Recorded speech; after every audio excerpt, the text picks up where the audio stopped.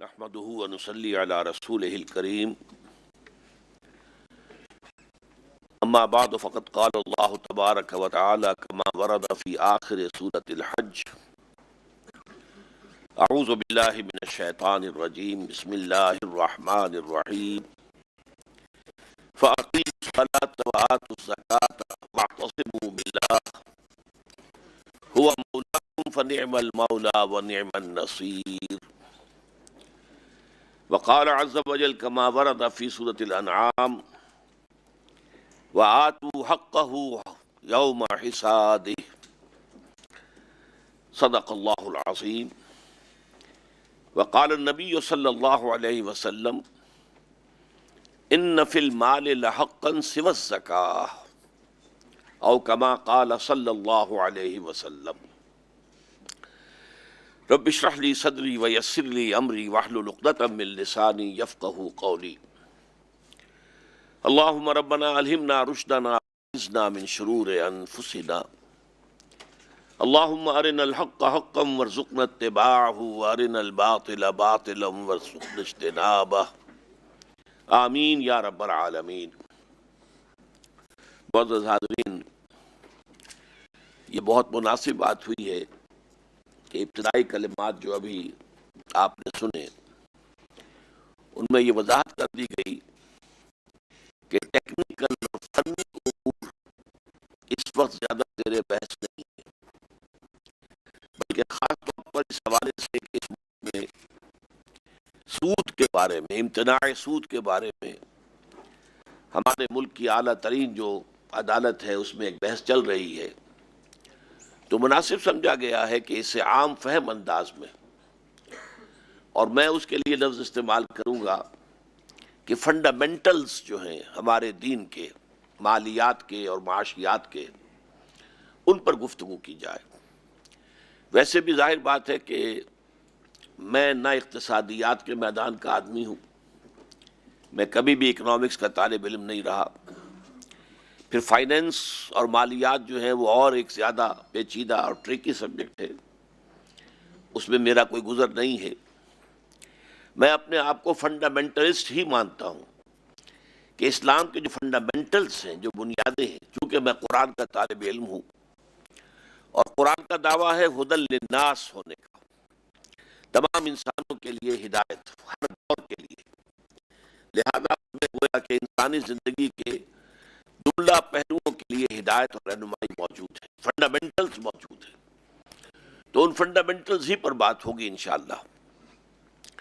سب سے پہلا نقطہ جو سامنے آتا ہے کہ جب ہم یہ دیکھتے ہیں اسلامی ریاست میں محصولات کا یا ٹیکسوں کا نظام، تو اس میں گویا کہ یہ چیز امپلائیڈ ہے کہ اسلامی ریاست میں ٹیکس ہوتے ہیں یا ہوں گے، یا جب اسلامی ریاست ایک مثالی قائم تھی خلافت راشدہ کی تو اس میں بھی ٹیکس تھے، اور اس سے یہ بات ثابت ہوتی ہے کہ اسلامی ریاست کا جو معاشی نظام ہے وہ ایک اعتبار سے کیپٹلسٹک نظام سے مشابہ ہے، اس لیے کہ کمیونسٹ نظام میں، کمیونسٹ اکانومی میں کسی ٹیکس کا سوال ہی نہیں، تمام جو بھی املاک ہیں وہ حکومت کی ہیں، نیشنلائزڈ ہیں، وہاں تک کام کرنے والے کو صرف اپنی مزدوری ملتی ہے، باقی اللہ اللہ خیر صلی اللہ، باقی سارا حکومت کا ہے، تو اب ٹیکس کا وہاں کوئی سوال نہیں، ٹیکس فری سوسائٹی کہہ لیجئے اس کو، بلکہ ساتھ ہی نوٹ کر لیجئے انٹرسٹ فری سوسائٹی، وہاں انٹرسٹ کا بھی کوئی سوال نہیں تھا۔ یہ دونوں چیزیں جو ہیں کمیونسٹ اکانومی میں بالکل خارج از بحث تھے۔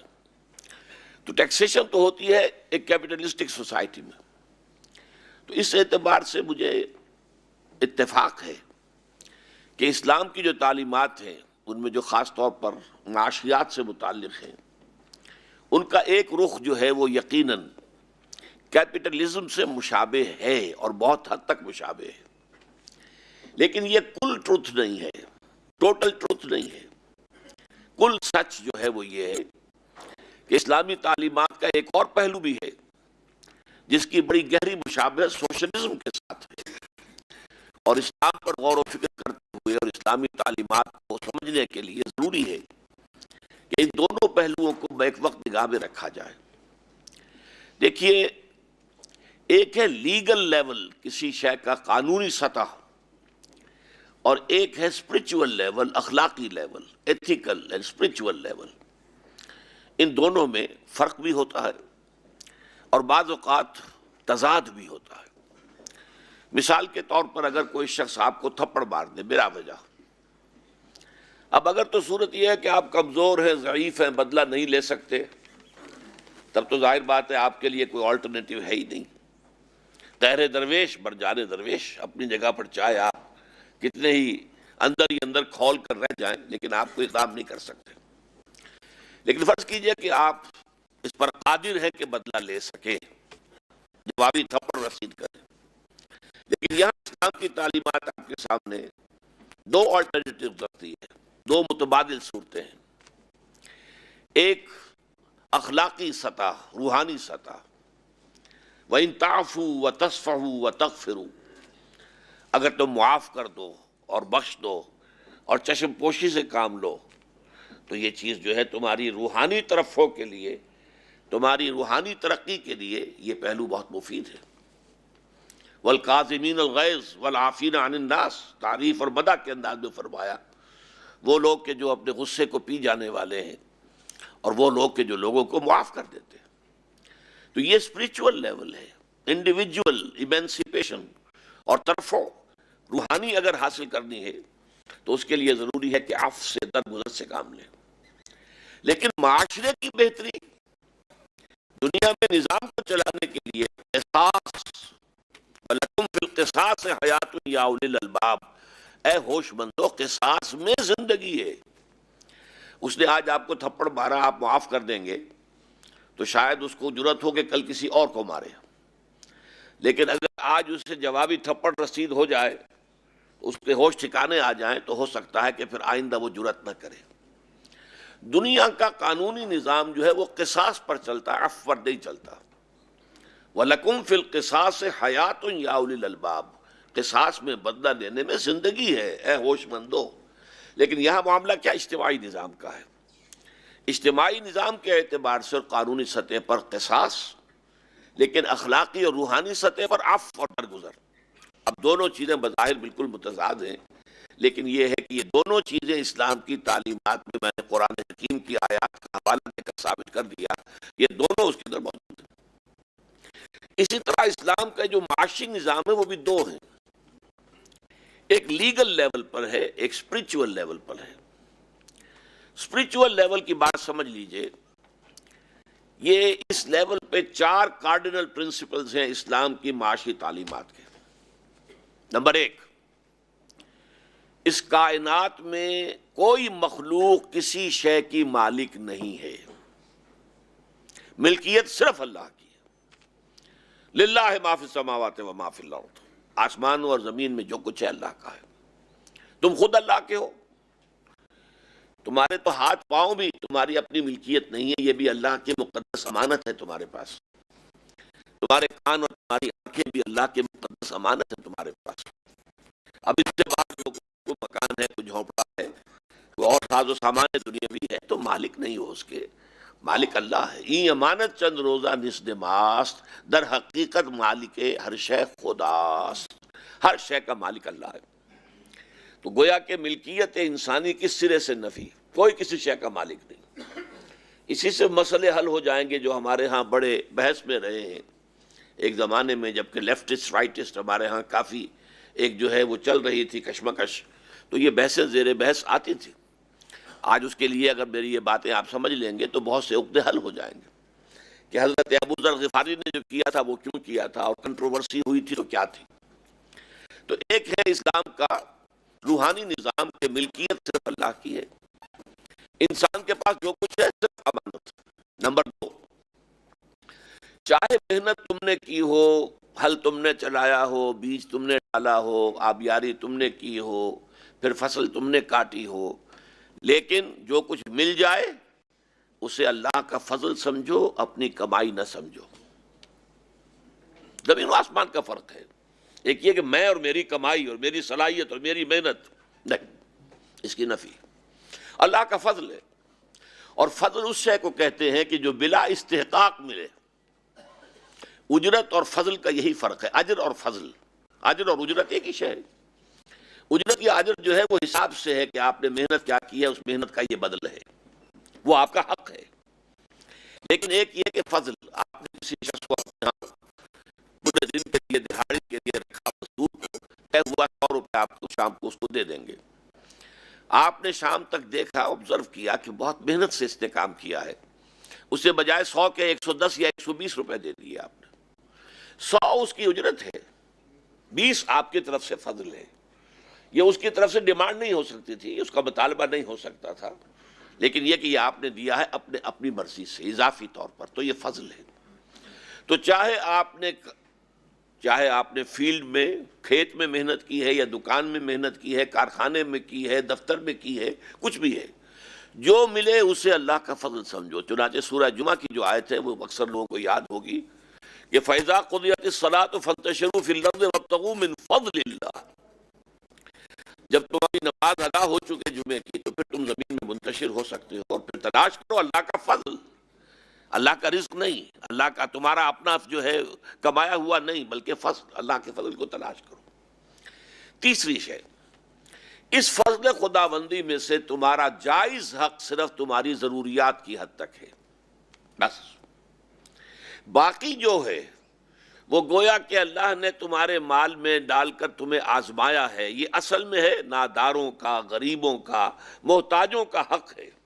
فی اموالہم حق للسائل والمحروم، یہ حق ہے، اسے خیرات نہ سمجھو، یہ حق بحقدار رسید، یہ سمجھو کہ اللہ نے تمہارے مال میں ان کا حق رکھ دیا تھا، اور تمہارے اوپر اب یہ امتحان کی ایک گھڑی آ گئی تھی کہ تم اسے حق کو حقدار تک پہنچا کر سرخرو ہو جاتے ہو، یا اس کے اوپر قبضہ مخالفانہ جمع کر بیٹھ جاتے ہو، یہ میرا مال ہے۔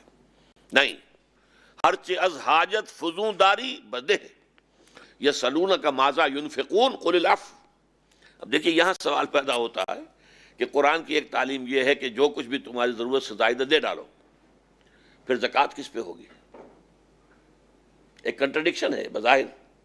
زکوٰۃ تو ایکومولیشن آف ویلتھ پر ہوتی ہے، کچھ نہ کچھ روپیہ جمع ہو، کوئی سونا کہیں رکھا ہو، کوئی چاندی کہیں رکھی ہو، کچھ ہوگا تبھی ہوگا نا، آپ نصاب سے اوپر ہوں گے تو زکوٰۃ ہوگی۔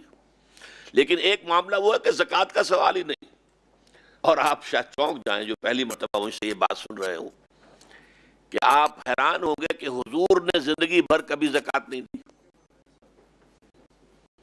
ارکان اسلام میں سے ایک رکن ہے، 5 ارکان اسلام، اس میں سے ایک رکن ہے زکوٰۃ، حضور نے کبھی زکوٰۃ دی؟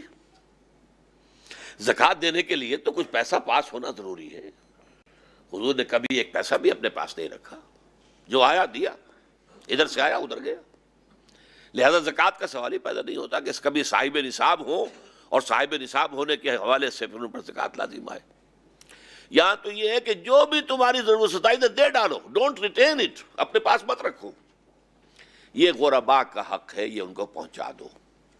یہ ہے 4 cardinal principles of Islamic socialism, لیکن یہ اسپرچول سوشلزم ہے، یہ قانون نافذ کیا جانے والا نہیں ہے، مورل، ایتھیکل اور اسپرچول ہے۔ آپ اپنی مرضی سے، اپنی خواہش سے اللہ تعالیٰ کا زیادہ تقرب حاصل کرنے کے لیے، اللہ تعالیٰ سے زیادہ اجر و ثواب پانے کے لیے، اللہ کو اپنے سے زیادہ خوش کرنے کے لیے یہ کریں، اور اسے آگے سے آگے بڑھتے چلے جائیں۔ لہٰذا یہاں کوئی قانونی حد بندی نہیں ہے۔ تمہاری ضرورت کیا ہے؟ اب آدمی ضرورت کو سکیڑ بھی سکتا ہے اور ضرورت کو پھیلا بھی سکتا ہے، لیکن یہ کہ یہ معاملہ چونکہ ہے ہی والنٹری، لہذا اس میں اس کے لیے کوئی حد بندی نہیں کی گئی۔ قانون کا جہاں معاملہ آئے گا زکوٰۃ کا، تو وہاں ظاہر بات ہے کہ حد بندی کرنی پڑے گی کہ اس لائن سے اوپر ہوگے تو تم ڈونرز میں شمار ہوگے، اب تمہیں زکوٰۃ دینی ہے، اور اس لائن سے نیچے ہوگے تو تم ریسیپینٹس میں شمار ہوگے، اب تم زکوٰۃ سے فائدہ حاصل کر سکتے ہو۔ یہاں کوئی نہیں، یہ آدمی کے اپنے جسم ہے۔ ایک آدمی ہے کہ جو اپنے معیار کو کم سے کم تک چلا جاتا ہے، زیادہ سے زیادہ نکالتا ہے اللہ کی راہ کے لیے۔ ایک آدمی وہ ہے کہ جو سب کچھ کماتا ہے اسے وہ اپنے اوپر ہی خرچ کر دیتا ہے، چلیے رکھا تو اس نے کچھ نہیں اپنے پاس، لیکن یہ کہ اللہ کے راستے میں بھی اس نے کچھ نہیں دیا، اس لیے کہ سارا کچھ اس نے اپنی ضروریات ہی پر، چاہے اس میں اسراف ہوا، تبذیر ہوئی، خرچ کر لیا۔ بہرحال یہ ہے 4 cardinal principles of Islamic economic system at the spiritual level. لیکن اب آئیے لیگل لیول پر کیا ہے۔ لیگل لیول پر اسلام کا نظام جو ہے وہ controlled, limited, controlled and internally managed capitalism ہے، اس لیے کہ کیپٹلزم کے تمام کارڈینل پرنسپلز موجود ہیں۔ پرائیویٹ اونرشپ، لیگل لیول پر اونرشپ ہے، یہ مکان آپ کا ہے، آپ اس کے مالک ہیں، یہ دکان آپ کی ہے، یہ کھیت آپ کا ہے، یہ کارخانہ آپ کا ہے۔ تو گویا کہ پرائیویٹ اونرشپ جو کیپٹلزم کی پہلی بات ہے، بنیاد ہے، اس میں اسلام میں موجود ہے۔ نمبر 2، اس میں اوپن کمپٹیشن موجود ہے۔ آپ اپنی چیز پر جتنی زیادہ محنت کریں گے اتنا زیادہ اگر آپ کو ملے گا تو وہ آپ کا ہوگا۔ اس حوالے سے آدمی پرسنل انسینٹو ہوگا کام کرنے کا، محنت کرنے کا، اور جب اوپن کمپٹیشن میدان میں آ جائے گا تو آپ بہتر سے بہتر چیز پروڈیوس کرنے کی کوشش کریں گے تاکہ لوگ زیادہ میری شے کو خریدیں، اس میں امپرومنٹ ہوگی۔ پھر اس میں مارکیٹ اکانومی، ڈیمانڈ اور سپلائی کے اصول، ڈیمانڈ زیادہ ہو گئی ہے، سپلائی کم ہے کسی شے کی، قیمتیں جو ہیں وہ بڑھ جائیں گی، بڑھنے دو۔ اس کو آرٹیفیشلی کنٹرول کرنا درست نہیں ہے، اس میں بلیک مارکیٹنگ آئے گی، دھوکہ آئے گا، ہورڈنگ آئے گی، 100 طرح کی چیزیں ہوں گی، اس کو جانے دیجئے۔ اگر ڈیمانڈ زیادہ ہے، سپلائی کم ہے، قیمتیں بڑھتی ہیں، بڑھ جائیں، اور اگر ڈیمانڈ کم ہو گئی، سپلائی زیادہ، قیمت گرے گی، گر جائے۔ اسی طریقے سے ہائر اینڈ فائر، اگر آپ کسی شخص کو ملازم رکھتے ہیں اپنے ہاں کام کرنے کے لیے، تو جیسے آپ کو اس کو رکھنے کا اختیار ہے، ایسے ہی اگر وہ آپ کی سیٹسفیکشن کی حد تک کام نہیں کرتا تو اسے فائر کرنے کا حق بھی آپ کو حاصل ہے۔ آپ شام کو کہہ سکتے ہیں کہ کل سے مجھے آپ کی خدمات کی ضرورت نہیں ہے، آپ جائیے اور کیشیئر سے اپنا چیک لیتے جائیے، اللہ اللہ خیر، ہمارے کام یہی ہوتا ہے، کوئی نوٹس پیریڈ دینا لازم نہیں اوپر۔ فائر اینڈ فائر، یہ سارے اصول جو ہیں اسلامی معیشت میں موجود ہیں، اور نوٹ کیجئے انہی اصولوں کی وجہ سے کیپٹلزم کامیاب ہوا، کمیونزم ناکام ہو گیا۔ حالانکہ ویٹ گروئنگ ایریا جو ہے وہ امریکہ کا کم تھا، رشیا کا بہت بڑا تھا، لیکن رشیا امپورٹ کرتا تھا اور امریکہ ایکسپورٹ کرتا تھا۔ کیوں؟ یہاں یہ کہ پرائیویٹ اونرشپ ہے، کوئی شخص زیادہ محنت کرے گا، زیادہ پروڈیوس کرے گا، اس کے بعد دولت زیادہ ہوگی، he will own more۔ وہاں کیا ہے؟ وہاں پہ تو یہ کہ کام جتنا بھی کریں آپ آپ جو ہے بہت ہی ہمت کریں، بہت زیادہ کام کریں تو اس کا جو فاضل کوئی بات ہوگی آپ کو نہیں ملے گا کچھ بھی۔ تو وائی ٹو ورک ہارڈر، کیوں آپ محنت کریں؟ آپ بس جیسا بھی ہے، ہمارے باندھے کی جو بھی کام ہے وہ تو کرنا ہے، اس کے بعد آپ کے لیے تو فکس سیلری ہے، فکس ویجز ہیں، اس کے بعد کچھ بھی نہیں۔ لہذا وہ فیل ہو گئے اور امریکہ کا اور مقبرہ بن گیا کمیونزم کا رشیا ہی کے اندر جہاں وہ پیدا ہوا تھا، اور ایک ہی صدی میں ہو گیا۔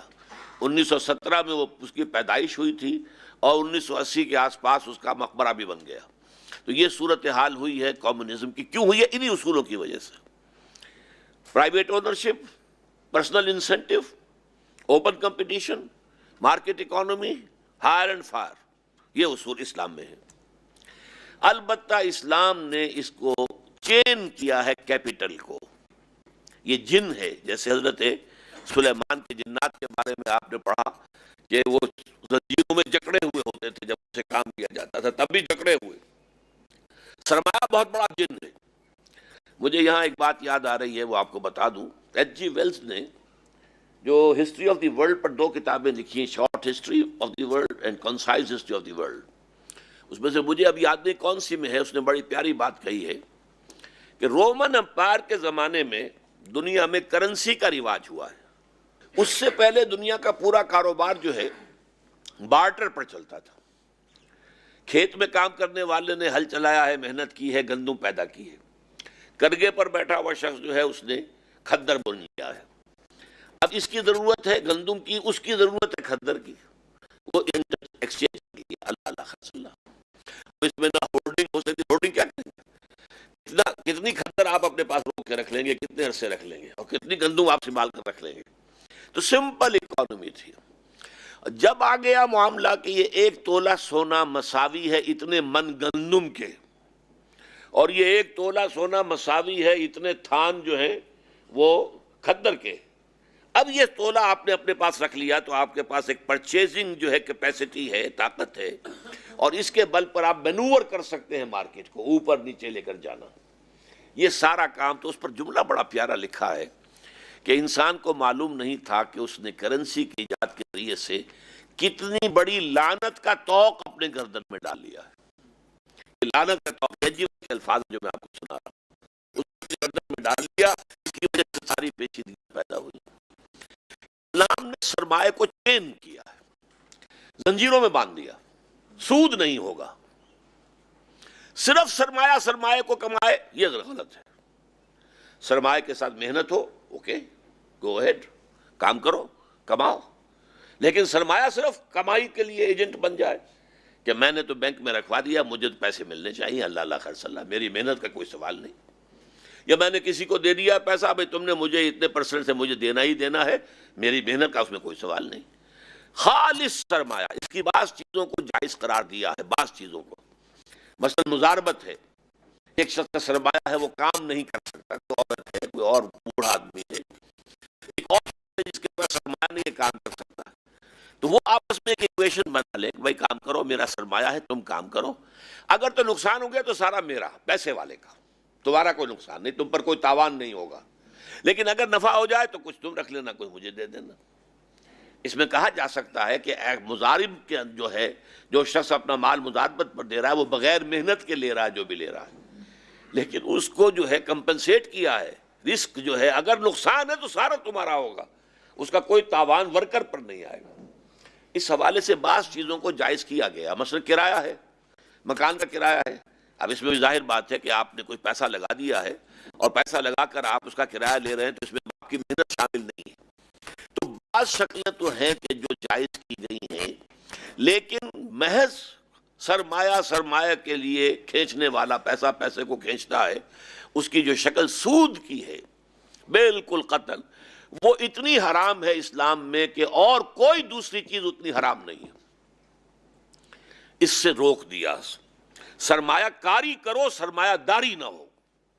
یہ سرمایہ آکاش بیل بن کر چھا نہ جائے پورے معاشرے کے اوپر.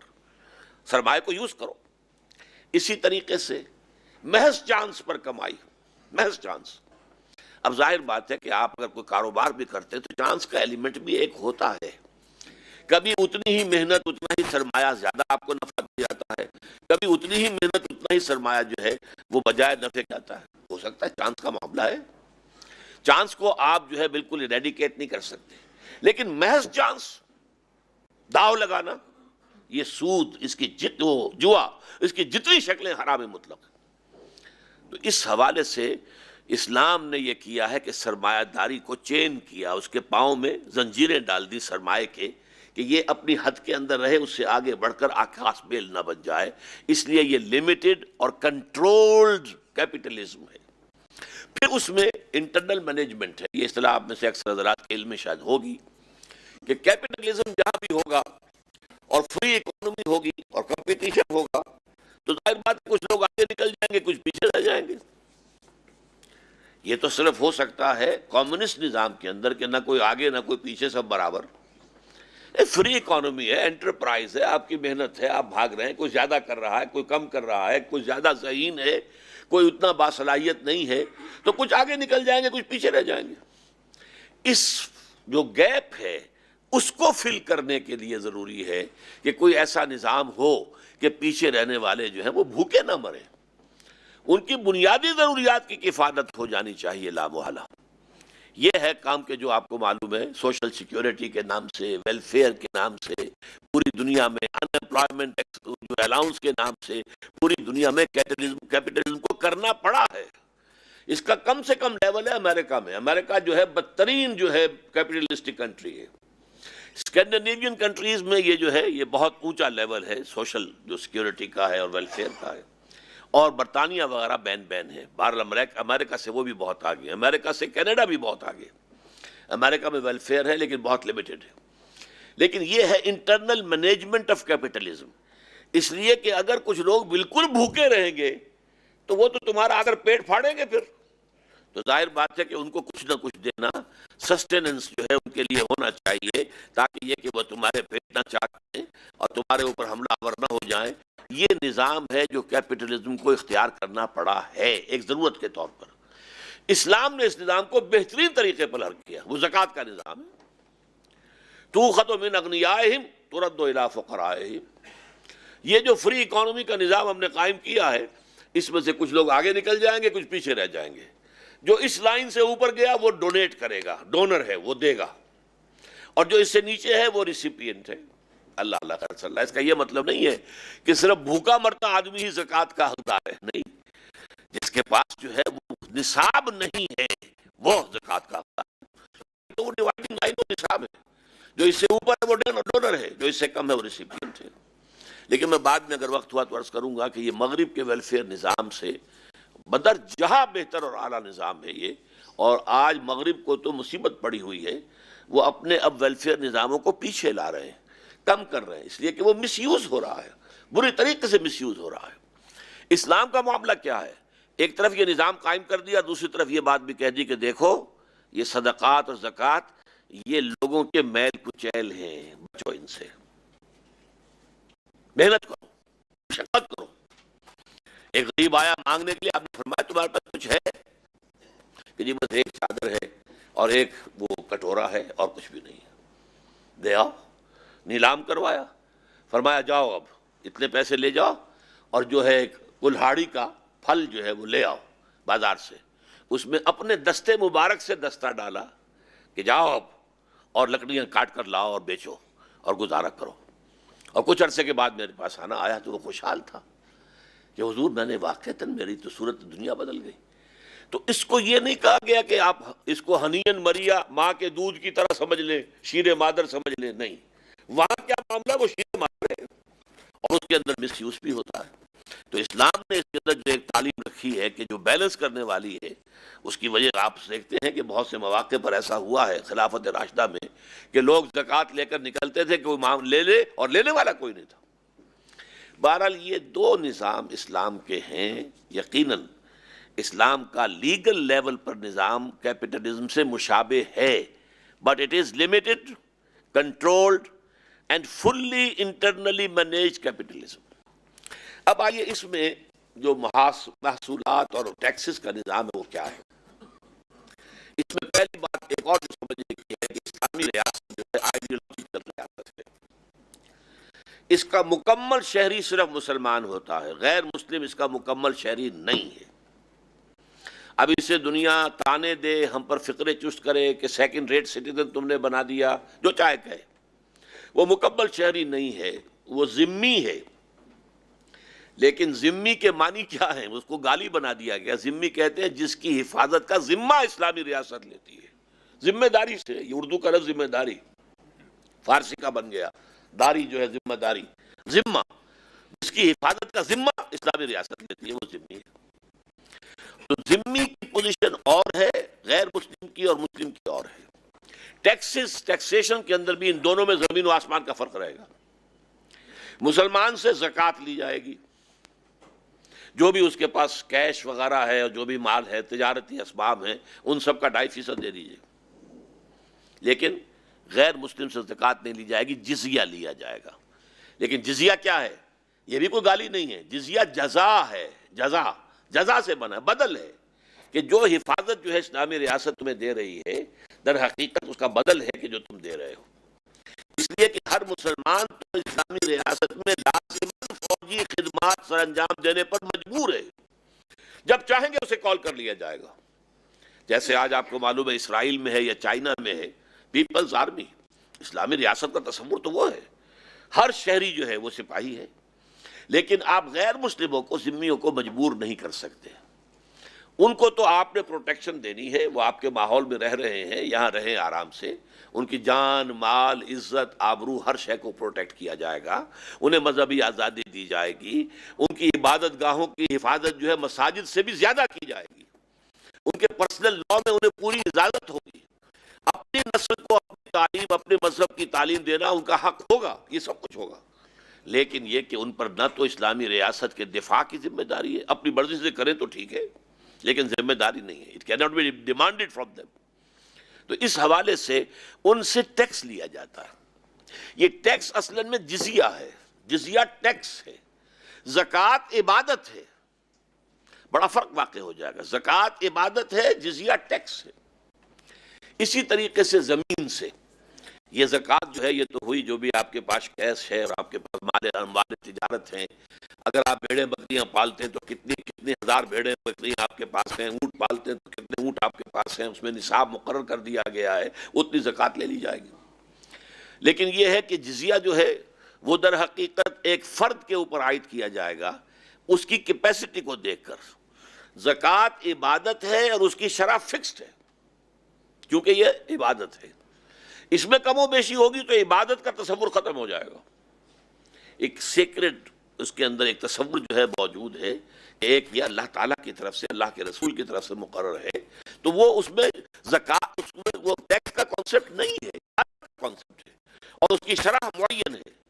جزیہ جو ہے اس کی شرح معین نہیں ہے۔ آپ دیکھیں کہ ایک آدمی اچھا ہنرمند ہے، اس کے اوپر جزیہ زیادہ لگا دیا جائے گا۔ یہ پول ٹیکس ہے، ہر شخص کے اوپر علیحدہ۔ ایک شخص جو ہے وہ انسکلڈ لیبرر ہے، اس کے اوپر جزیہ کچھ اور ہوگا، سکلڈ ورکر ہے، اس کے اوپر جزیہ کچھ اور ہوگا، کوئی کاروبار دکاندار ہے، اس کے اوپر جزیہ کچھ اور ہوگا۔ تو یہ جزیہ جو ہے اس کی کوئی شرح معین نہیں ہے، بلکہ یہ شرح اونچی نیچی کی جا سکتی ہے، and it can vary from individual to individual, ایک شخص کے لیے اور ہے، دوسرے کے لیے اور ہے۔ اچھا، اب زمین کا مسئلہ آتا ہے۔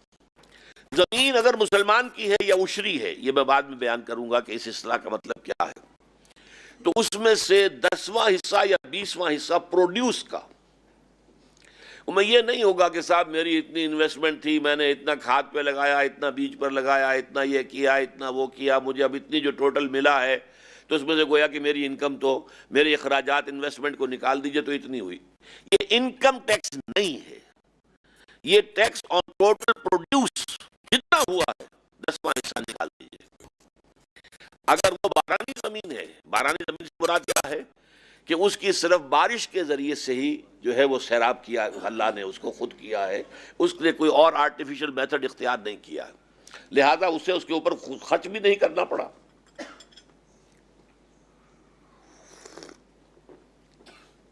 لیکن اگر ہے وہ فرض کیجئے کہ ٹیوب ویل لگایا ہوا ہے، اس میں اس نے جو ہے وہ بجلی خرچ کی ہے یا ڈیزل آئل خرچ کیا ہے، تو وہاں 20واں حصہ رہ جائے گا۔ اگر نہر سے ہے تو آپ جانا دیا ہے، لہذا عشر جو ہے وہ نصف عشر رہ جائے گا، 5%۔ اگر وہ بارانی زمین ہے، اللہ تعالیٰ نے ہی سیراب کیا براہ راست اپنی بارش بھیج کر، تو اس کا 10واں حصہ ہوگا، 1/10۔ یہ ہے عشری زمین سے کہ جو ملکیت ہی ہوتی ہے۔ اب یہ سمجھ لیجئے کہ جو خراجی زمین ہے، غیر مسلم کی زمین خراجی ہے۔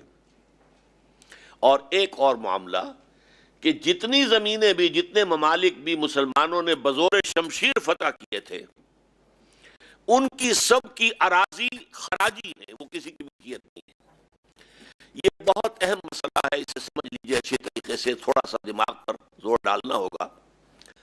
دیکھیے، جب حضرت عمر رضی اللہ تعالیٰ عنہ کے زمانے میں، عہد خلافت میں، شام فتح ہو گیا، عراق فتح ہو گیا، ایران فتح ہو گیا، مصر فتح ہو گیا، اس کو کہتے ہیں the fertile crescent of the middle east. Fertile crescent, بے شمار جو وہاں کی پیداوار۔ چند ہزار تھے مسلمان فوجی صحابی کہ جن کے ذریعے سے اللہ نے یہ بڑے بڑے ملک فتح کرا دی۔ اب انہوں نے مطالبہ کیا کہ یہ ساری زمینیں جو ہیں، یہ سارے علاقے جو ہیں، یہ سارے شہر جو ہیں، یہ مال غنیمت ہے۔ مال غنیمت کے مطابق کیا ہے، 1/5 تو سٹیٹ کو جائے گا، بیت المال کو، 4/5 جو ہے وہ تقسیم ہو جائے گا جو مجاہدین ہیں ان میں، تو ہمیں دیجئے زمینیں۔ حضرت عمر کے ذہن میں ایک بات آئی کہ اگر یہ سب کچھ ابھی تقسیم کر دیا گیا تو بعد میں آنے والے مسلمانوں کے لیے کیا بچے گا۔ نمبر 2 یہ کہ یہ اتنی بڑی اب ہماری مملکت بن گئی ہے، ہمیں سرحدوں پر چوکیاں بنانی ہوں گی، مستقل فوجی رکھنے ہوں گے۔ ابھی تک معاملہ آپ کو معلوم ہے یہ کہ صرف والنٹیئرز ہوتے تھے، ہر مسلمان فوجی تھا، مطالبہ آیا 10,000 آدمی چاہیے، 10,000 نکل گئے، چلے گئے، باقی آرام سے گھروں میں سوئیں۔ لیکن آخری اتنی بڑی مملکت کی حفاظت جو ہے ڈیفنس کے لیے، گویا کہ اب وہ ایک ریاست کا تصور، اس کے تقاضے جو ہیں وہ سامنے آ رہے ہیں۔ ان فوجیوں کی تنخواہیں کہاں سے آئیں گی؟ تو حضرت عمر رضی اللہ تعالیٰ عنہ نے کہا کہ یہ در حقیقت مال فے ہے، مال غنیمت نہیں ہے۔ مال غنیمت صرف وہ ہوگا جو عین میدان جنگ میں، محاذ جنگ پر حاصل ہوا ہو، تلواریں ہیں، زرہیں ہیں، ڈھالیں ہیں، یا بھیڑیں بکریاں بکریاں جو بھی سامان رسد گوشت کے لیے انہوں نے ساتھ رکھا ہوا تھا، یا اونٹ تھے یا گھوڑے تھے، یا جو قیدی وہاں پر قید کر لیے جائیں گے میدان جنگ میں وہ غلام ہو جائیں گے، اور جو بھی وہاں پر اگر کوئی عورت ہے تو وہ کنیز ہو جائے گی۔ یہ نہیں ہے کہ سارا ایران اب قیدی ہو گیا اور ساری ایران کی عورتیں جو ہیں کنیزیں بن گئی، اور سارا عراق جو ہے وہ بھی قیدی ہو گیا اور سب کے سب لوگ جو ہیں غلام ہو جائیں گے، تقسیم کر دیے جائیں، ایک ایک آدمی کے حصے میں ہزار ہزار غلام آ جائے گا۔ یہ نہیں ہے، بلکہ صرف جو ہے وہ غلام یا ہو، کنیز ہو، مال غنیمت ہو، وہ آن دی اسپاٹ، جو میدان جنگ میں جو کچھ حاصل ہوا ہوگا وہ مال غنیمت ہے، باقی سب مال فے ہے۔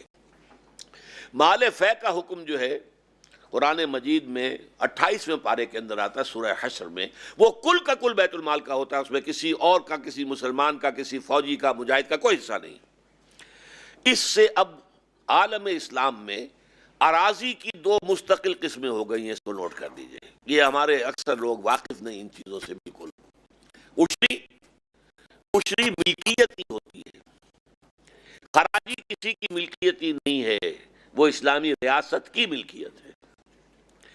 عشری وہ زمین ہے جس جگہ کے لوگ بغیر لڑے بھڑے ایمان لے آئے۔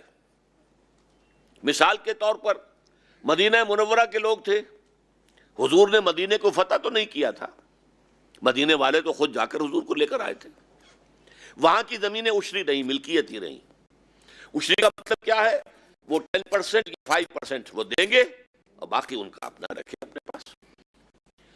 اسی طریقے سے نوٹ کر لیجئے، اس وقت دنیا میں یہ جو ملک ہیں، انڈونیشیا، ملیشیا، یہاں کی ساری زمینیں عشری ہیں، یہاں کبھی مسلمانوں نے فوج کشی نہیں کی، یہاں کبھی جو ہے فتح نہیں کیا گیا انہیں، مسلمان تاجر گئے اور ان کی تبلیغ سے یہ لوگ ایمان لے آئے، یہ سب عشری زمینیں ہیں۔ عشری زمینوں سے عشر یا نصف عشر لیا جائے گا، بات ختم۔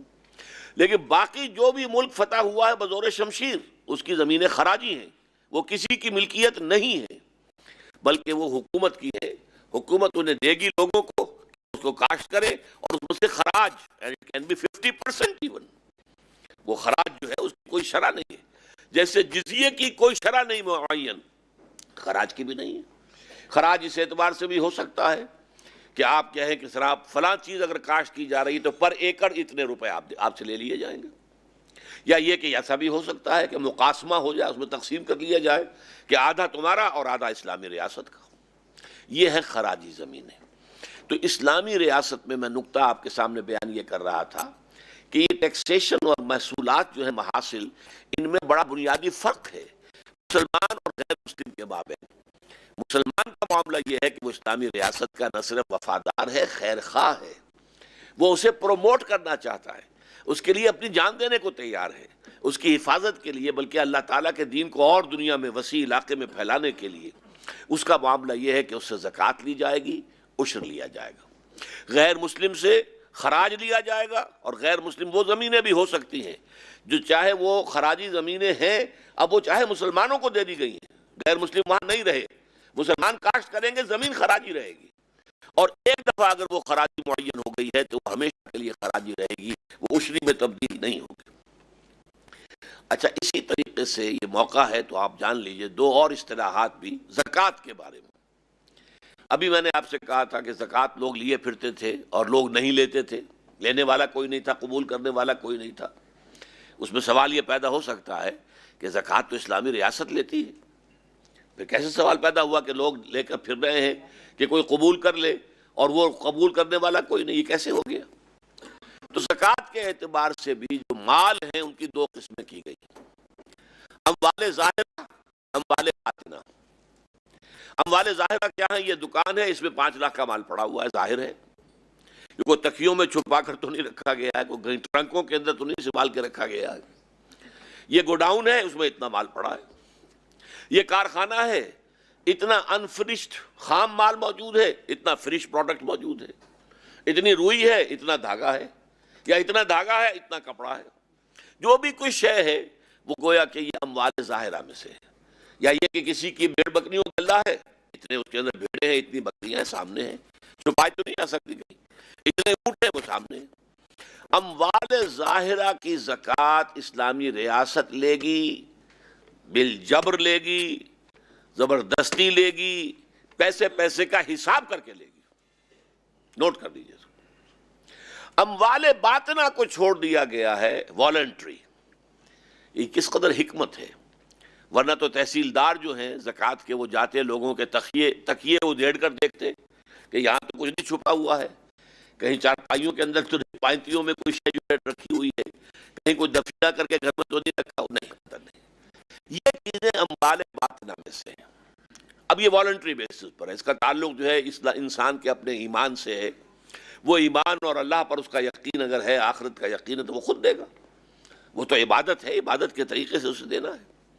اس میں انہیں اختیار ہے کہ وہ چاہیں تو وہ حکومت کو دے دیں اور چاہیں تو خود دیں غربا کو. یہ اختیار موجود ہے.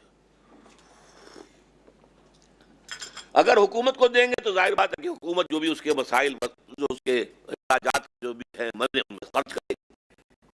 لیکن اپنے طور پر کبھی انسان کو ہوتا ہے کہ میں دوں, اپنے ہاتھ سے دوں. اگر اس میں کوئی خوشی کا احساس ہوتا ہے تو پھر غربا کو تلاش کیجیے. اور یہ شکل ہو گئی تھی حضرت عمر کے زمانے میں. مال غنیمت اتنا آ گیا تھا اور اتنا تقسیم ہوا تھا کہ اب لوگ جو ہے وہ اپنے اموال باطنہ کی زکوٰۃ لے کر پھرتے تھے اور کوئی ان کا لینے والا نہیں تھا, کوئی قبول کرنے کو تیار نہیں تھا, اس لیے کہ اتنی خوشحالی پیدا ہو چکی تھی. اب آئیے اسلامی ریاست کے اور سورسز کیا ہیں. دیکھیے, خمس, مال غنیمت میں سے خمس, مال فے پورا کا پورا. مال فے اسے کہتے ہیں کہ جو غیر مسلموں سے کوئی شے حاصل ہوئی ہو بغیر لڑے ہوئے. ایسے ہی آپ نے الٹیمیٹم دیا, انہوں نے سرنڈر کر دیا, لڑائی کی نوبت نہیں آئی. اب جو کچھ بھی حاصل ہوگا وہ پورا کا پورا بیت المال کا ہے. اس میں کسی کے کوئی مجاہد اور کوئی بھی ان میں جو لڑائی میں جو بھی حصہ لیتا, اگر لڑائی ہوتی اس کا کوئی کلیم نہیں. اسے فے کہتے ہیں. فے کل کا کل بیت المال کا. اور جہاں جنگ ہوئی تو اس کے نتیجے میں کچھ جو ہے مال غنیمت حاصل ہوا, اس کا 5واں حصہ بیت المال کا. اس کے علاوہ کنز اگر کہیں سے نکل آئے, کسی کی زمین میں سے کوئی خزانہ کہیں کوئی دفن کیا گیا ہو, وہ نکل آیا اتفاقاً, اس میں سے بھی خمس جائے گا بیت المال کا. باقی اس شخص کا ہوگا جس کی زمین میں وہ برآمد ہوا. اسی طریقے سے رکاز, معدنیات, یہ علاقہ ہے, یہ فلاں قبیلے کا ہے یا فلاں کا کی ملکیت ہے علاقہ, اس میں سے اگر کوئی معدنیات نکلتی ہے اس میں سے بھی خمس اسلامی ریاست کا ہوگا. باقی اس علاقے کے لوگوں کا ہوگا. اسلام کا نظام جو ہے اس معاملے میں وہ مختلف علاقائی جو ہیں ان کی بھی جو ہے بہبود کو پیش نظر رکھتا ہے کہ وہ ان کی در حقیقت ان کے علاقے میں مال نکلا ہے, یہ اللہ تعالیٰ کا ان پر فضل ہے, ان پر خاص ان کی اللہ کی عطا ہے, لہذا وہ ان کی ملکیت قرار پائے گا. اس کے علاوہ عشور تھے. عشور ویسے تو بنا ہے عشر سے ہی, اس لیے کہ یہ عشر کے حوالے سے تمام ہی ان طرح کے ٹیکسز کو عشور کہا جانے لگا. امپورٹ ایکسپورٹ پر یہ موجود تھے. بعض لوگوں کا یہ خیال ہے کہ اسلامی ریاست میں زکوٰۃ کے بعد کوئی ٹیکس نہیں ہے. یہ بڑا یعنی یوں سمجھیے کہ عامیانہ سا خیال ہے, ایسی بات نہیں ہے. زکوٰۃ کا مین مقصد اس گیپ کو فل کرنا ہے between the haves and the have nots. وہ جو آگے نکل گئے اور جو پیچھے رہ گئے, اس گیپ کو فل کرنا, اسے برج کرنا, زکوٰۃ کا اصل مقصد یہ ہے. یہ گویا کہ سوشل سروس, کفالت عامہ, کہ کوئی بھی بھوکا ننگا نہ رہ جائے, کوئی شخص ایسا نہ ہو جس کے سر پر چھت نہ ہو.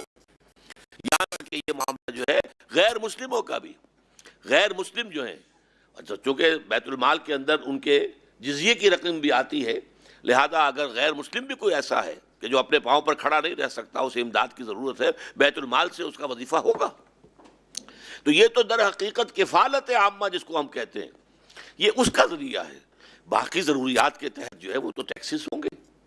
ان ٹیکسز میں سے عشور, امپورٹ ایکسپورٹ, اگر وہ مسلمان کا مال ہے جو ہمارا شہری ہے تو 2.5%. اگر ہمارے ہی ملک میں رہنے والا غیر مسلم ہے, ذمہ ہے, 5%. اگر کوئی باہر کا غیر مسلم ہے, ہماری ریاست کا نہیں ہے, تو 10%. یہ عشر بن گیا. لیکن یہ بھی طے شدہ نہیں ہے, کمی بیشی ہو سکتی ہے. زکوٰۃ اور عشر جو ہے مسلمان پر, زمین کا, مسلمان کی زمین, ملکیتی زمین سے وہ 10واں حصہ, اور زکوٰۃ جو ہے وہ 2.5%, وہ فکسڈ ہے, اس میں کوئی کمی بیشی کا سوال نہیں. لیکن ان عشور کے اندر کمی بیشی ہو سکتی ہے۔ مزید ٹیکسز بھی ضرائب کہلاتے ہیں، لگ سکتے ہیں۔ ان میں اس دور کا ایک بہت اہم ٹیکس جو ہے ایکسپورٹ امپورٹ کے ٹیکسز وغیرہ کی بات تو آ گئی۔ اچھا، اسی طریقے سے ایک شہر ہے، اس کی میونسپلٹی ہے، کارپوریشن ہے، سڑکیں بنانی ہے، ٹھیک کرنی ہے، بجلی کا انتظام کرنا ہے، وہ ٹیکس لگائے گی۔ اس شہر میں باہر سے جو مال آ رہا ہے چونکہ اسے لی جا سکتی ہے، اسی طریقے سے یہاں سے تیار شدہ مال باہر جا رہا ہے، اس کے اوپر ٹیکس ہو سکتا ہے۔ پھر یہاں پراپرٹی ہے، پراپرٹی ٹیکس ہو سکتا ہے۔ اس کے اندر یہ کہ بہرحال دیکھا جائے گا کہ ایک شخص کے پاس ایک ہی مکان ہے، اس پر سر چھپانے کو اس کو ایگزپٹ کیا جائے، جس کے پاس زیادہ ہیں اس سے زیادہ لیا جائے، چھوٹا مکان ہے بہت کم شرح کے اوپر لیا جائے، بڑے بڑے محل ہیں زیادہ بڑی شرح کے اوپر لیا جائے، یہ تو دوسری بات ہے۔ لیکن بالفعل یہ ساری چیزیں جو ہے لاجیکلی ضروری ہیں۔ ضرائب کہتے ہیں ان ٹیکسوں کو جو مزید لگائے جائیں۔ اس اعتبار سے انکم ٹیکس کے بارے میں آپ سے عرض کروں، میں اسے حرام نہیں کہتا، لیکن واقعہ یہ کہ جس شکل میں یہ اس وقت دنیا میں قائم ہے اور خاص طور پہ ہمارے ملک میں، تو یہ بہت ہی لعنتی قسم کا ٹیکس ہے۔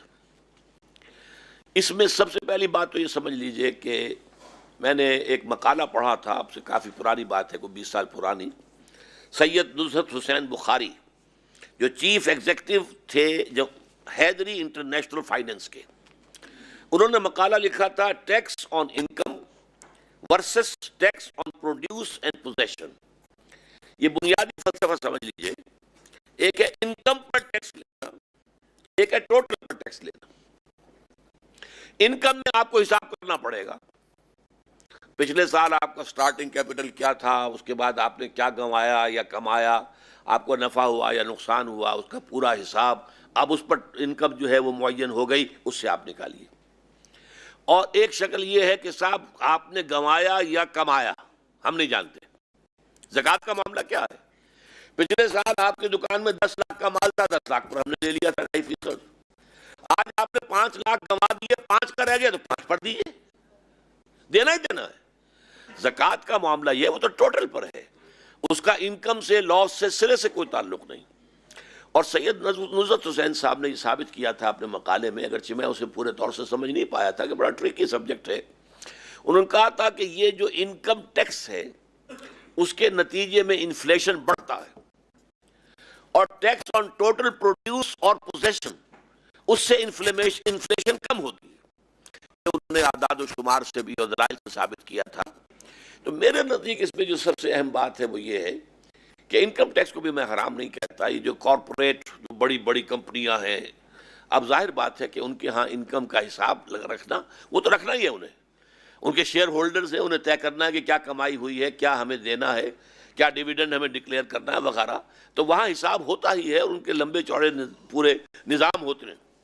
لیکن فرض کیجیے غریب دکاندار جو ہے تھوڑا سا مال لے کر بیٹھا ہوا ہے، اب آپ اس سے کہ حساب لاؤ، اور اگر آپ کا حساب نہیں ہے تو پھر ہم اپنی مرضی سے جتنا چاہے لگا دیں گے۔ نتیجہ کیا نکلتا؟ اب یا تو وہ بھی اپنا کسی کلرک کو رکھے، کسی اکاؤنٹنٹ کو رکھے، ہر شے کا آمد و خرچ کا پورا حساب رکھے، اور یہ سب کا سب جو ہے نان پروڈکٹیو خرچ ہو رہا ہوگا۔ میں جس زمانے میں پریکٹس کرتا تھا یہی مصیبت مجھے محسوس ہوتی تھی، یا تو آپ ہر مریض کو جو کچھ دیا ہے، اتنی گولیاں فلاں دی، اتنا یہ دیا، اتنا مکسچر دیا، اتنے پیسے لیے، اس کی رسید کاٹیں اسے دیں۔ ویریفائبل ہونا چاہیے نا۔ انکم ٹیکس والوں کے نزدیک صرف وہ اکاؤنٹ جو ہے وہ قابل اعتماد ہے جو ویریفائبل ہے، تاکہ آپ نے فلاں مریض کو یہ دیا تھا، اتنے پیسے لیے تھے، جا کر اس سے پوچھا جا سکے فلاں تاریخ کو واقعتاً تم دوا لے کر آئے تھے اور اتنے پیسے تم نے دیے تھے۔ اب یہ حساب کتاب رکھنے کے لیے ایک جنرل پریکٹیشنر ہے، اس سے تو پھر اکاؤنٹنٹ رکھنا ہوگا، اور اس کو کیشیئر رکھنا ہوگا، اور نہ معلوم کتنی مصیبت، اور کاہے کے لیے؟ بیکار، لا حاصل۔ اور نہیں رکھ رہے تو جو چاہا اس کے اوپر جتنا بڑا جوتا چاہا مار دیا۔ یا پھر یہ ہے کہ آدمی جھوٹا بنے، جھوٹے حرف دے، اپنی آمدنی کم دکھائے، یا یہ کہ جو اسسمنٹ وغیرہ کے اندر جو کچھ ہوتا ہے ہمارے ملک میں وہ آپ کو معلوم ہے۔ اس اعتبار سے یہ جو انکم ٹیکس ہے، خاص طور پر یہ چھوٹے بزنس مین جو ہے بیچارے دکاندار ٹائپ، ان کے لیے یہ لعنت بن گیا ہے، جھوٹ بولنے پر آمادہ کرنے والا اور جھوٹا حلف اٹھانے والا۔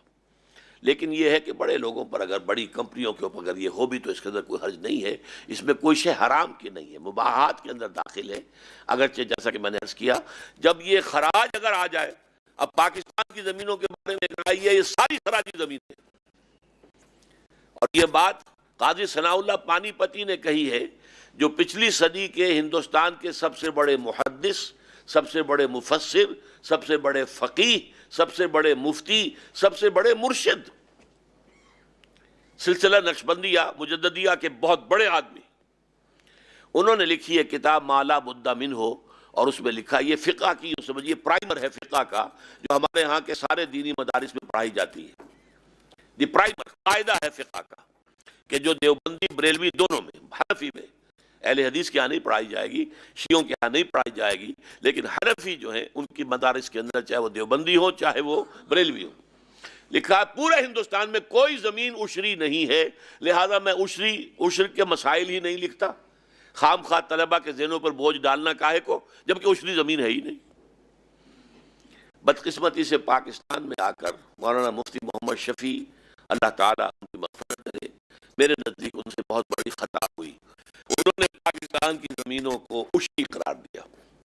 ان کے نزدیک خراجی ہیں، عشری ہے ہی نہیں، عشری کا وجود ہی نہیں، تو پاکستان کہاں سے وجود میں آیا؟ ہندوستان ہی کی سے برآمد ہوا ہے نا، لہذا یہاں پر انہوں نے لکھ دیا یہ کہ یہ عشری زمینیں ہیں، عشری زمینیں تو ملکیتی ہیں، لہذا ان کے بیٹے نے تقی عثمانی صاحب نے تو جو اپیلیٹ بینچ تھا، شریعت appellate bench of supreme court, جو آج کل بھی سن رہا ہے سود کا معاملے والا، کل بھی دیکھ کر آیا ہوں، وہاں پہ ان کی کارروائی کا مشاہدہ کر کے آیا ہوں، تو اس کے اندر بیٹھ کے انہوں نے فیصلہ کر دیا کسی زمیندار سے 1 انچ زمین بھی آپ نہیں لے سکتے، کوئی مزید زرعی اصلاحات اس ملک میں نہیں ہو سکتی جب تک یہ فیصلہ قائم ہے شریعت کورٹ کے اپیلیٹ بینچ کا، سپریم کورٹ کا اپیلیٹ بینچ۔